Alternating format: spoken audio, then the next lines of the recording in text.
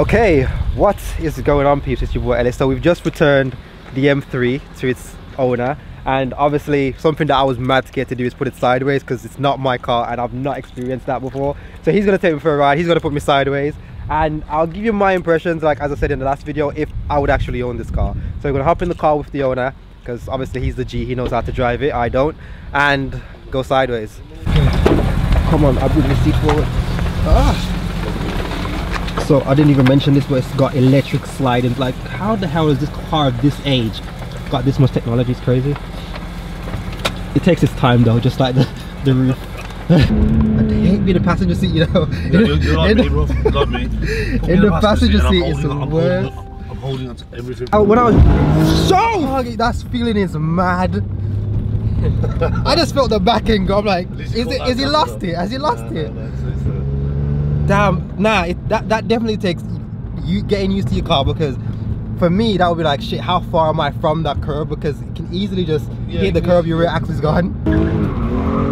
Damn, it feels like you're on ice the moment the back end comes out. I've never experienced it before. I've literally never experienced it before. It feels like you're on ice the moment it steps out. Wow. Damn. Jesus Father. This car is quick enough, it really is, regardless of the age, it is quick enough. I feel a faster sensation of speed in this than I did in the E90 M3, and that's crazy because I drove because the less insulated, the less. Yeah, but I drove that car and I was just like, this car don't feel that quick. This one definitely feels that quick. I know it's fast, but this one feels that quick. Was that one a manual you drove? Yeah, manual. Oh wow. I want a rear wheel drive car so bad, just so I can get better at doing that.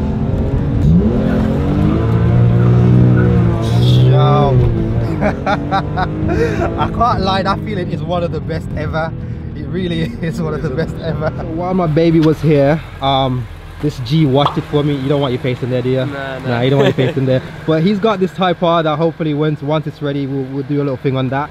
So I'll leave his Instagram below. He does detailing cars and stuff like that. So I'll leave that below, and thank you for watching my car for me. Yeah, you can't really get the scuffs out of the wheels, but that needs to be sorted. And thank you again to the owner. Respect. Thank you.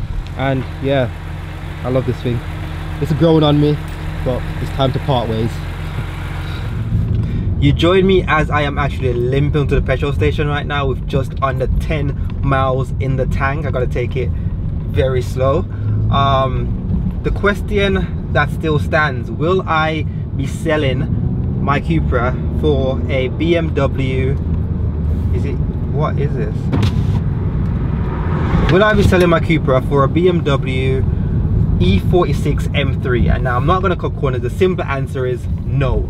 But don't think for 1 second that I'm taking anything away from that car. I'm not saying that car is crap or anything like that. I'm just making it it's just not what I thought it would be. It's just not for me. Like when I jumped in the E92 M3, I literally thought that was a better car than this 100%. Like it felt a lot more refined, whereas when I jumped in the E46, immediately I knew that car was a lot older, and obviously that really did impact me. And at first I was trying to make comparisons based on what this was like to drive and that was to drive, and I didn't really like gel with the car that much. But then after a while I started to think of it of something of its own, and I started to kind of appreciate it a bit more.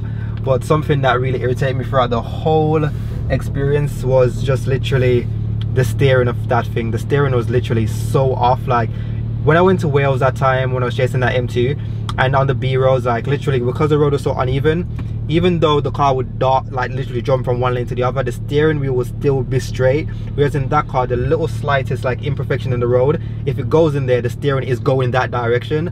So that is something that I noticed. I don't know if anyone drove it, they would notice as well. And as well as like the steering input was really a lot. It needed way too much input, and the owner did say that was a major issue when he just got the car. So he actually put the M3 CS steering wheel in there, and even that was still a bit too much. So I can't even imagine what the stock one was like. He said that the stock one was way too much like angle for him. So I can't even imagine what the bloody if that was a CS one in there and that felt like that, I don't want to know what the stock one was like. So yeah, but as I'm saying, the car is lovely to drive. Now, just because I said I wouldn't swap it for this car, that doesn't mean I wouldn't actually own one. I would own one if I got one for the right price and everything like that. So if one came in for like 5 grand with like amazing miles, I would literally get that car. But if I was meant to get one for this car, then it would have to be like around 20 grand with the mileage like really low, because that one did have a few miles under its belt, like literally over 100, and you could tell. So if I was meant to get one, it would have to be off relatively low mileage. And I know the cars that are not depreciating that much, but at the same time, it's not really a risk that I kind of want to take. So yeah, I would actually own that car, but I just have to, it would have to be more than my initial budget. It would have to be like literally double my initial budget to get one in a very good condition with very low mileage. And what else is it about that car? Like, I do like it. I'm not even lying, I do like it. Yes, the sound, like someone said in the comments, the sound is basically like Marmite. You either like it or you don't. I don't hate the sound. It's different, it's unique. Like, cars don't sound like that anymore.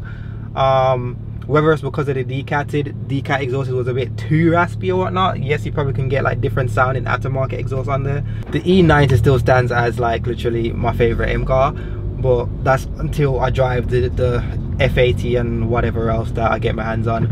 But that being said, what was I saying again? I forgot what I was saying. I was saying something. Yeah, the E92 still stands as one of my favorite car. I was saying earlier on in the video that the sensation of speed felt a lot faster in the E46, but that's not saying that the E90 isn't fast. It is fast, and the way the E46 picked up was just like, it literally felt like it was turbocharged. Like, for me anyways, it literally, I'm like, how does this car pick up so quick? It like around 3,000 or just under 3,000 RPM, it started to fly, and it was a fun car, I'm not even gonna lie. But yeah, that is my that is my final opinions on that car. But that being said, I wanted to get your opinion on this particular car. I'm just gonna put it out there. Just before I left, someone recommended that I check out why are you moving down for, you knob? Anyway, someone was saying that check out the 135i. Now this is not the, oh damn, that's mad tight. Now this is not the M135i. This is not the M135i. It is the there's loads of confusion here. Let me just let this cool off right now, because I'm a bit, where does everywhere I go I see these girls walking past.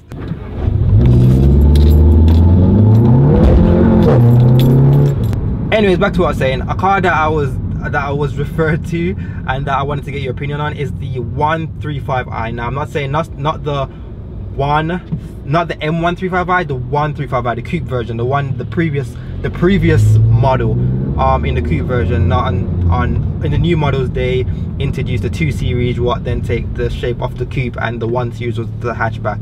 So I'm on about the previous generation, if you know what I'm on about. So I'm thinking for that car, it would be nice because it's got the N55, N54 engine in there, which most people say is like